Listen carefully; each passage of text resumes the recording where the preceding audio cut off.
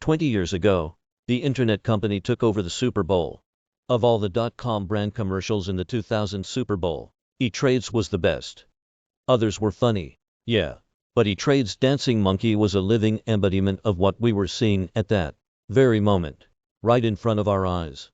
Brands were taking millions of dollars, putting it in a pile, dousing it with gasoline, and paying for the opportunity to toss a match on it in front of 100 million people. It was a year when brands at the Super Bowl all of a sudden had a distinctly 21st century suffix attached to their names: Pets.com, Monster.com, Our Beginning.com, Epidemic.com, AutoTrader.com, and on and on. .com. It was a new century, and there were 17 .com brands in this big game, compared to 2 in 1999, which is almost as many web-based brands in one game that have bought Super Bowl ads in this last decade. That's why Super Bowl XXXIV isn't actually remembered most for the game played between the Louis Rams and Tennessee Titans, but for these new advertisers that crashed the commercial party. The first major brands born online were getting their first taste of mainstream marketing's highest peak. This was the future. The internet had arrived. Business would be transformed forever. Sadly, though, for many of these companies, the realities of basic traditional accounting still stood firm. The .com Super Bowl was the high watermark for this first wave of web-based companies, most of which wouldn't exist within just a few years after the Rams lifted the Vince Lombardi trophy. Take Our Beginning.com, an online retailer of wedding invitations, birth announcements, stationery, and more. The company bought airtime for friends for about $4 million, which was $2 million more than the company's total revenue for the 9 months before the game. CEO and founder Michael Budowski told CNN at the time that it was a move that made perfect sense. The exciting part is we have a very solid business model. The Super Bowl not working. Well, how can it not really work?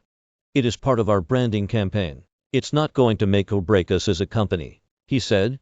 Less than a year later, the Orlando-based company filed for Chapter 7 bankruptcy protection, blaming insurmountable financial problems. Of course, the .com era has long been a punchline for its extravagant spending and valuations. Pets.com alone became a joke and punchline, all in one brand name. But look past the laughter, and it starts to look eerily familiar, like a more current trend in businesses built on marketing hype but short on traditional metrics like, say, profit. Ever since Warby Parker stylishly strolled onto the scene, direct-to-consumer has become a catch-all phrase for any new business that begins as a digital retailer aiming to disrupt an establishment consumer category.